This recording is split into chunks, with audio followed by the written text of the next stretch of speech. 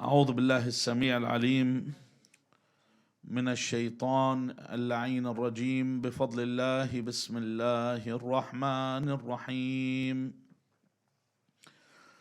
الحمد لله رب العالمين. الحمد لله والحمد حقه كما يستحقه حمدا كثيرا.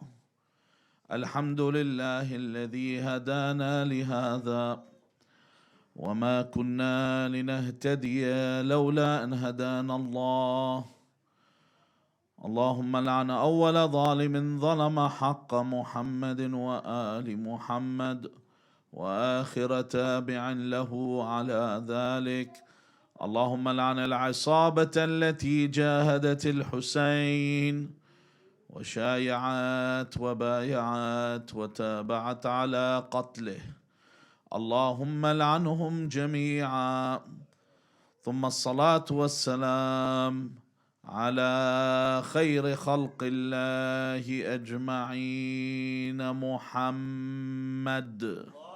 اللهم صل على محمد وآل محمد وعلى أهل بيته الطيبين الطاهرين. واللعنة الدائمة على أعدائهم أجمعين. صلوا على محمد وآل محمد. اللهم صل على محمد وآل محمد. Allah Azza wa Jal, upon creating mankind, did not just bring humanity onto this earth as another creation amongst the creation.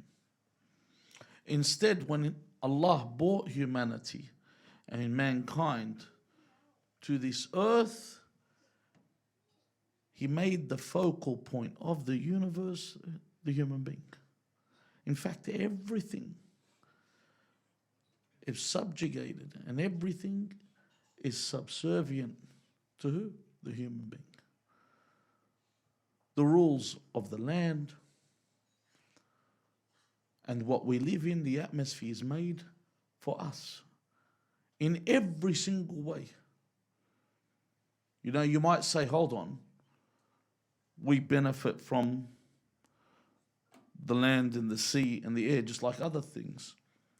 But we have command over all things. See, although some animals may swim, but we can make vessels that can swim and lie and be in the water and abide by the laws that God's given us, control and command over the land, control and command over the sea, control and command in the air. No matter what exists, we will always surpass it. Because Allah Azza wa Jalla has made everything subservient to us. Everything. The day, the night, the sun and the moon, everything is for us. We are the purpose. However, when Allah Azza wa Jal put us on this earth, He didn't place us on this earth to be alone. No man is an island. No one is isolated. Nobody is on their own. We are here to live, as we say in Arabic, at-ta'ayush, meaning to live with one another, to be together. We are here to integrate. You're here to mingle. You're here to mix with others. And in fact, Allah Azza wa Jal says we created you from clans. We created you from tribes. Everyone's got their own people. You know, you could be from a region. You could be from Asia, Africa, Europe, Australia, wherever you're from. It doesn't matter what color skin you are. And even within, you have the differences of north and south and east and west. However, we were all meant to mingle with one another. We are one big fraternity. However, Allah Azza wa Jal, when it comes to entering this brotherhood, we find a distinction. However, we're supposed to deal with everyone. As Amir al-Mu'mineen Ali ibn Abi Talib alayhi salam, he says that mankind is of two types. Either a brother in faith Because the believers are all brothers. Believers is a brotherhood between the believers, or an equal in creation. So either you are a brother with someone else in faith, but there's also this brotherhood in creation, that I cannot look at anyone to be less than me. I'm not supposed to say, hold on, this person is an idol worshipper. That means he has no rights. I can kill him just for fun. Or I can rob him just for fun. I can take this person's rights just for fun. We don't have any of this. In fact, they have a right just as we have. Everyone around us has a right. They don't have to belong to who we belong to have this right. And in fact, we are all in need of each other. You might think to yourself, hold on. We talk about the rich. What's the word in Arabic for rich? Ghani, which means what? Ghani means he's needless. So why would they need? Why would a rich person need a poor person? We know why a poor person would need a rich person. But why would a rich person need a poor person? Because he can't be rich if there's no poor people for him to do things for them. If he'd be needful, imagine you had all the money in the world. There was once a show that they used to make back in the early 70s called The Twilight Zone. There's a guy called Rod Serling. He invented this show, and there was a guy he went into a bank vault. I think he wanted to smoke. I don't know why, because back in the 1970s, they used to actually do things that you were able to visualize rather than now. So he went into a bank vault and he wanted to smoke or something like that, and then a nuclear disaster happened, because back then everyone thought everything was one button away from disaster. So he comes out of the vault and everybody's dead. And he's got these Coke bottle lenses on his glasses. Like, they're really thick. When he gets outside, he realizes he's there all by himself. There's no one there for him he comes out of a bank vault. It's full of money, but there's no one for you to flash that bling with. What are you going to buy and do? And all he's left with is even his glasses, and then they break. So not only that, now he can't even see. So there's no one to assist him. But he has all this money. He can't just pay someone to go and bring him something because there's no one about. The rich still need the poor. And the knowledgeable need the unlettered. They need the ones that have no knowledge. Why? Because in order for your knowledge to increase, it increases by propagating this knowledge. That everyone is in need of someone else. You could be knowledgeable in one field.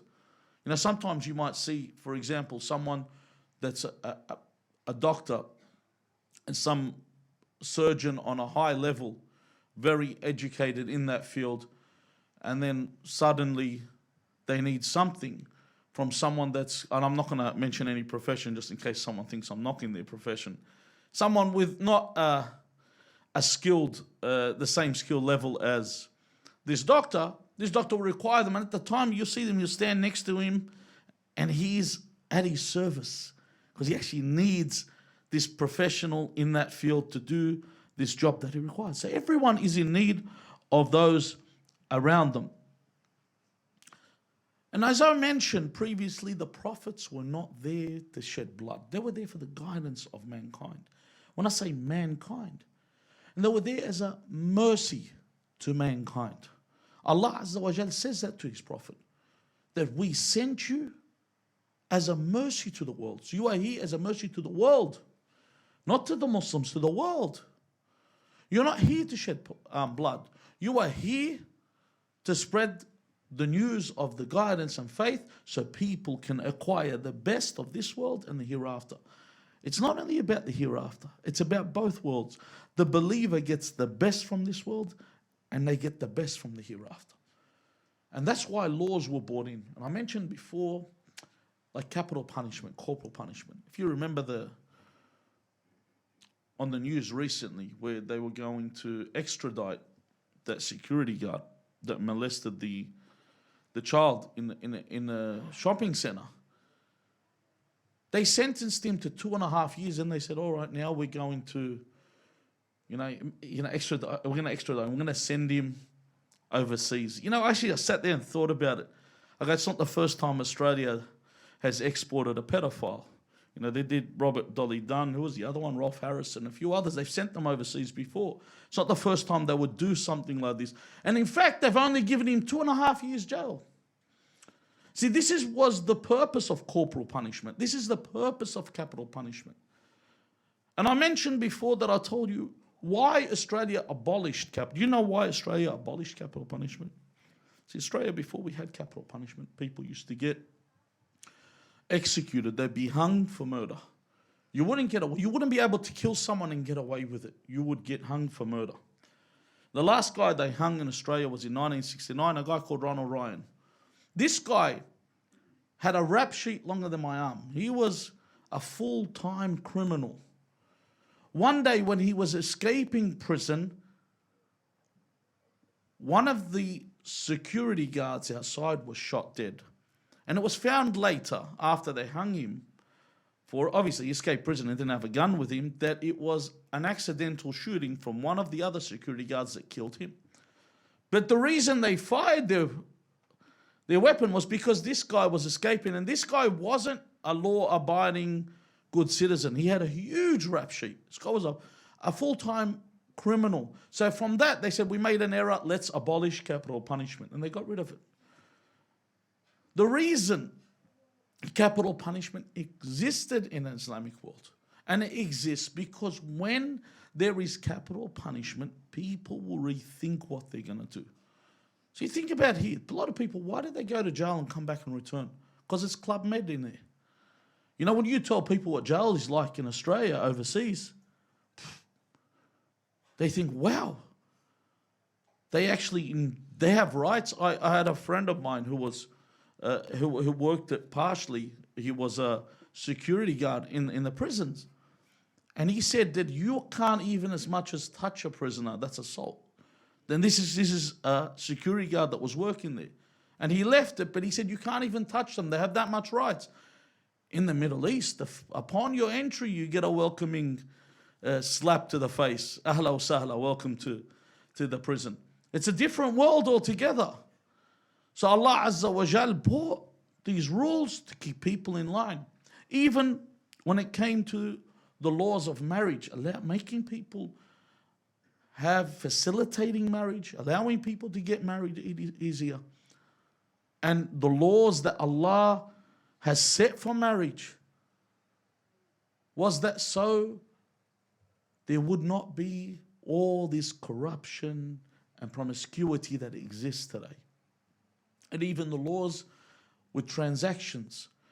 In fact, any business that you enter, the narration says, anyone that enters any form of business or tijara is what? It mentions is a fajr. That this person that enters any form of business, their default state is they've been criminalized from the very beginning. Until when? حتى يتفقه في الدين. Until this person understands the rules of transactions. So before I enter into any business, I have to know the rules for working this business before I undertake this work.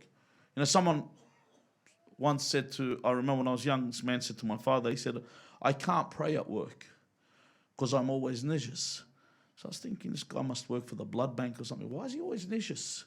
So my father said, what do you do for a living? He says, I'm a bartender. This guy pours drinks. Pours drinks. For people, he's a bartender.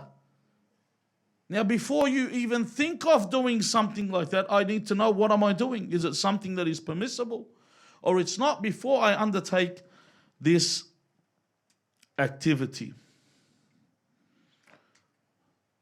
But my discussion, as we will go on, is about reformation over these nights. Why do I need to reform?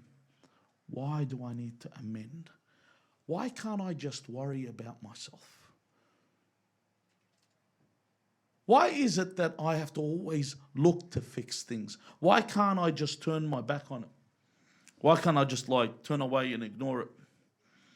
You know, like you're turning away, making it disappear. A bit like when you see a bad dream and you think you're going to wake up and it's going to be gone. It won't just disappear. It's always going to be there. Problems are always going to be there.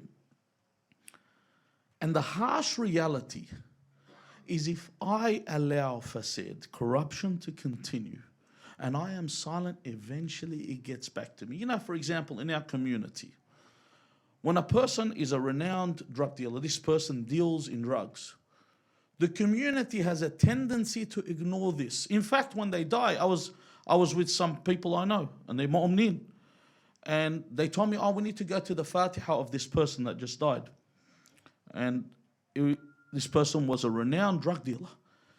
And I said, you're going to go to his Fatiha? They said, yes. I just smiled. I didn't want to say anything. This person's a renowned drug dealer. They were going to his Fatiha. It's something normal. And I was thinking to myself, honestly, let's turn this around. Let's say this person had sold their younger brother heroin, got him addicted to heroin, and this person had overdosed and died. Would they have still went to the Fatiha? Changes, eh? When it hits home, it automatically changes. People get a different vision when it comes home. People get a different vision when something hits back at them. But when we overlook it, when we allow it, eventually it does but come home. The hens always come home to roost when we're silent. When we see two people having a problem, why is it people don't mediate and fix the problem? Why do we allow things to get to divorce? Why do we allow for broken families? When we see a child that's insolent to their father, a child that disobeys their father, this is a big problem. Why is it a big problem? Because you might say, hold on, doesn't matter, my kids are listening to me. That's their problem. It's a huge problem. I remember when I was a child, someone mentioned this in a speech. We used to go, Allah yahfadhu Sheikh Mustafa Ja'far, who still resides in London. He used to give lectures when we were in our early teens. And you remember he mentioned the hadith in one of his speeches, and he said you should not even keep a friend if you know he's insolent to his parents. Do not keep that as a friend. There's a hadith on this.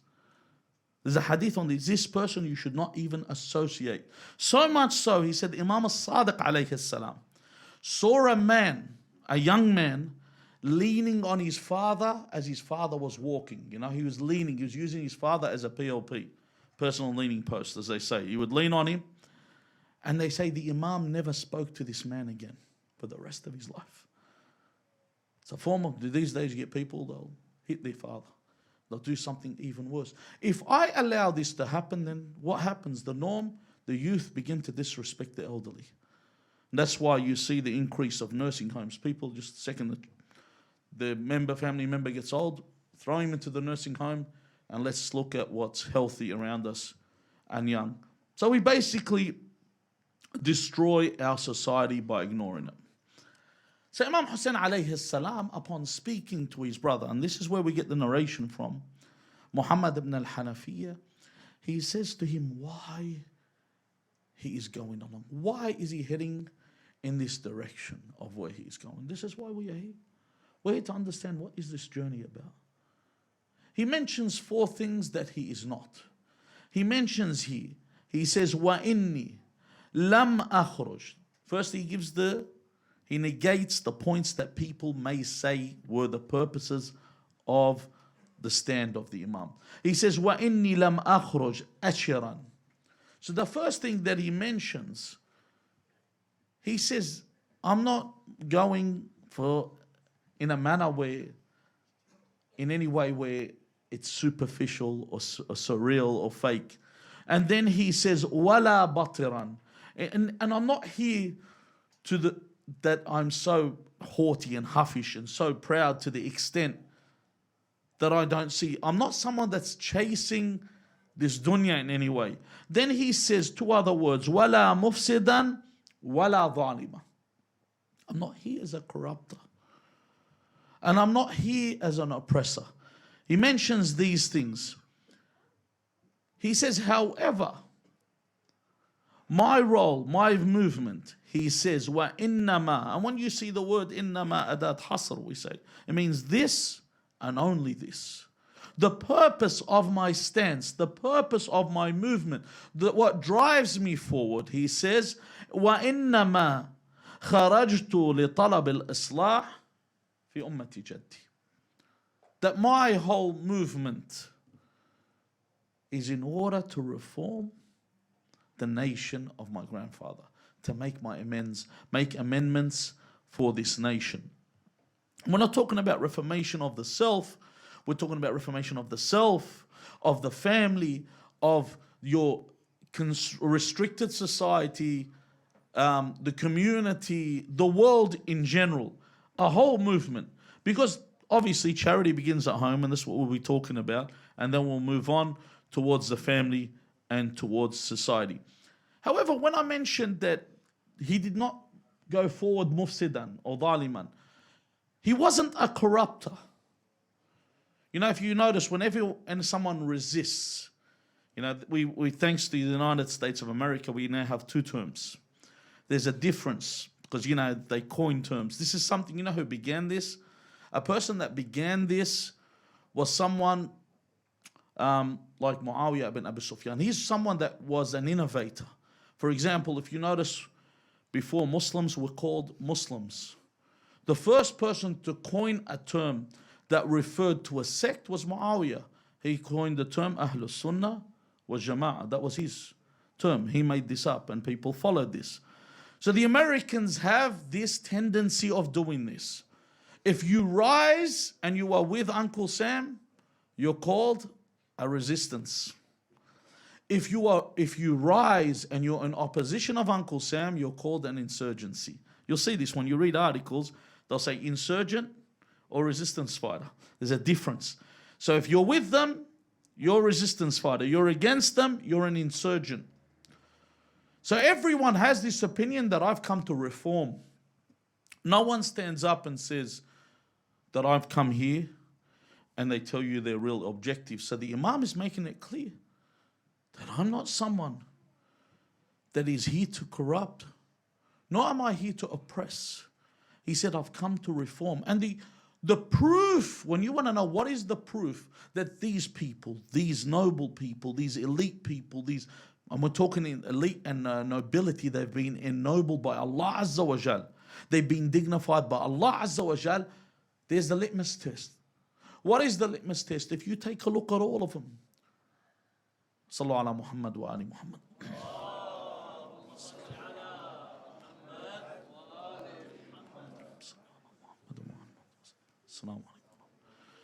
If you take a look at the litmus test that we have, and what is that litmus test that you should know, if we want to know something, take a look at the people in Surah Yasin. When they mention the messengers, they say, اتبعوا من لا يسألكم أجرا وهم مهتدون.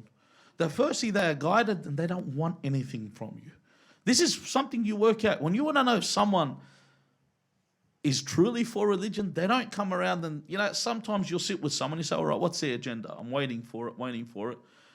Then he says, listen, there's someone, you have this feeling, you have this eerie feeling when someone's around you and they're just too much around you. You don't feel that comfort. Eventually, you know, they're going to ask for money. You're just waiting for it. When's the hit going to come?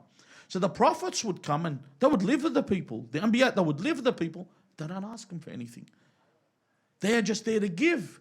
Imam Hussein alayhi salam was just there to give.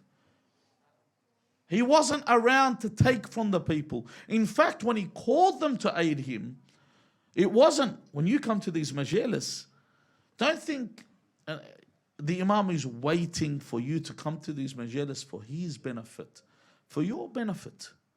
Even when he called the enemy to his side for their benefit. See, whereas other countries, if you remember the invasion of Iraq, for those that remember that in 2003, the pretext to enter in Iraq was what? They said, we've come for a regime change, there's weapons of mass destruction. They didn't say they were coming for the oil and the money and they're going to be there for a while. This is the purpose we're coming for. We're coming here to reform. Instead, you see the Reformation. Try and get Nouri al-Maliki out of the Parliament House. He's still there. This is the Reformation of the United States of America. That nothing's changed in the country. Instead, someone else has taken the same. Even the ISIS invasion of Syria. It was under the pretext of we're here for reform. Or the Wahhabi invasion of Islam. It was there for reform. This is the purpose they all came in. Even the usurpation of the Khilafah and the allegiance for Yazid was all under the pretext of we are here to reform. We're here to reform all the people. Now, there can't be two ways. There's only one way.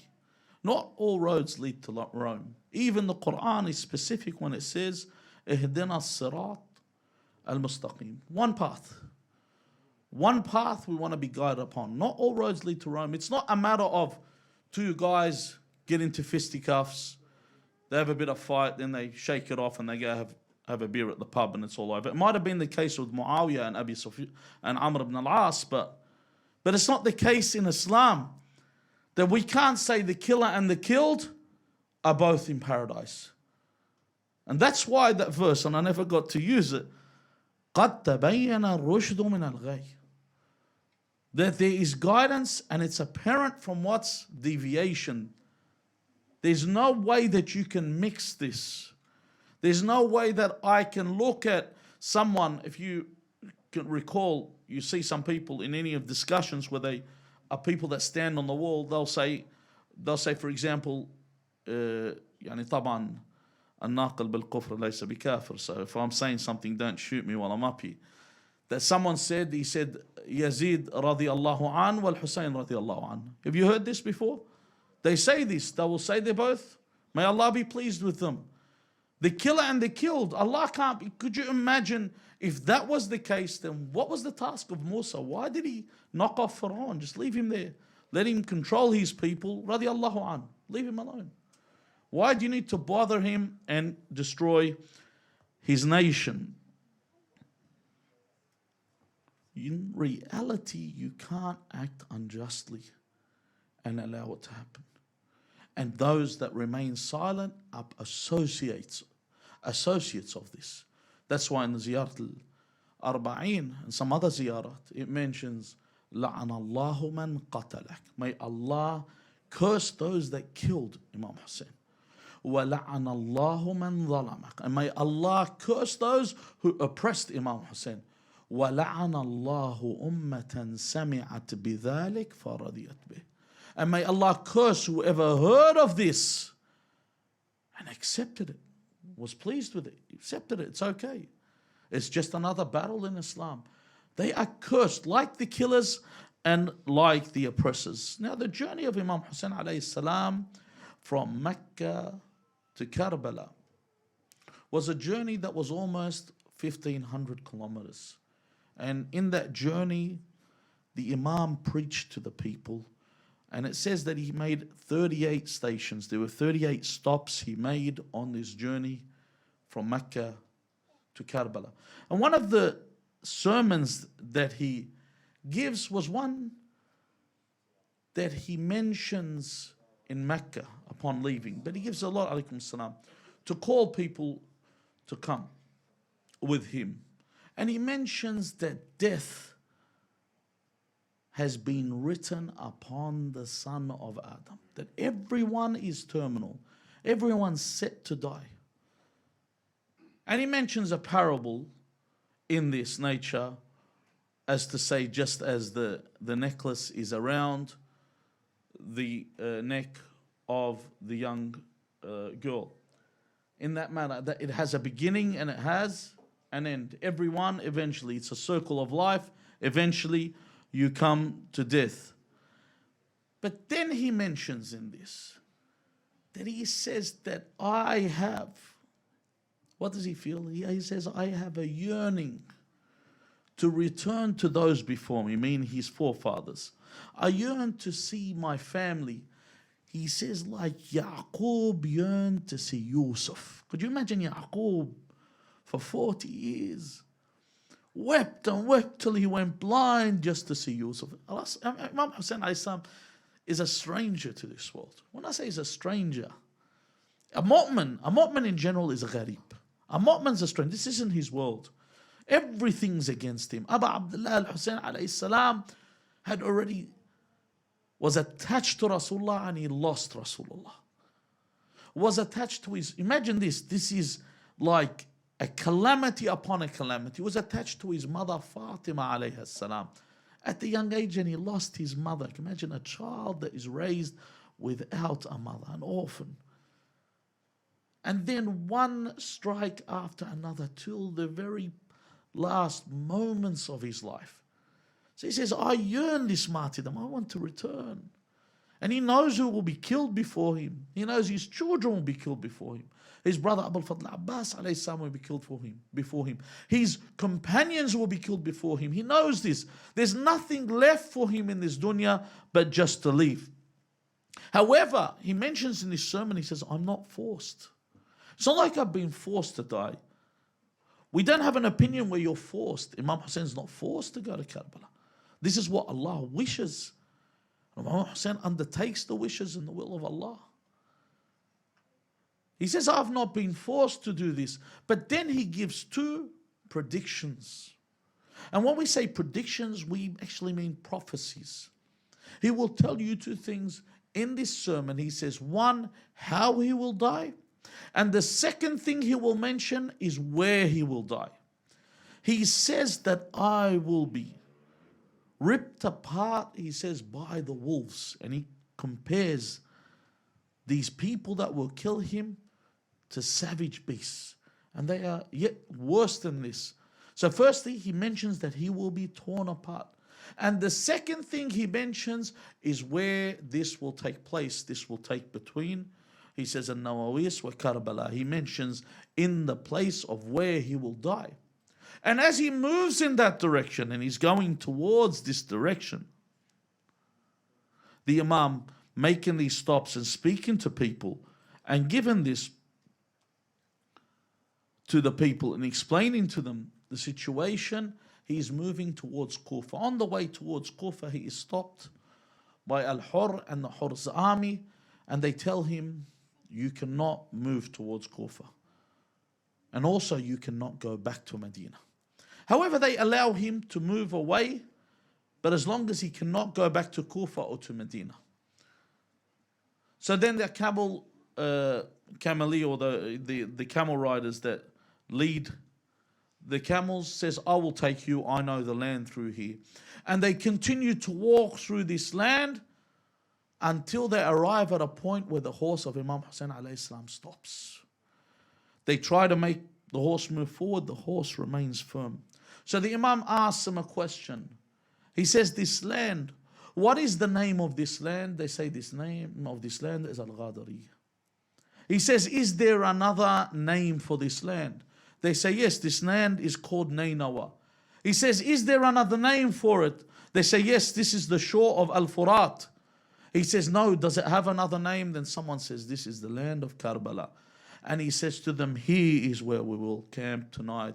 Here is where we will stop tonight. Here is where our men will be killed. Here is where our children will be slaughtered. Here is where our women will be taken captive. Inna lillahi wa inna ilayhi raji'un.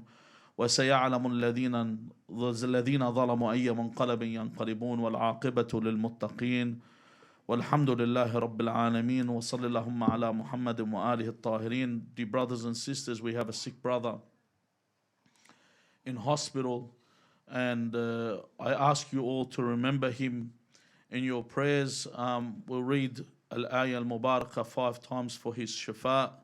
It has been requested multiple times for us and for all the sick people. Everyone knows someone that is sick. So we read the Ayah al-Mubarakah 5 times. Bismillah ar-Rahman ar-Rahim. أما يجيب المضطر إذا دعاه ويكشف السوء أما يجيب المضطر إذا دعاه ويكشف السوء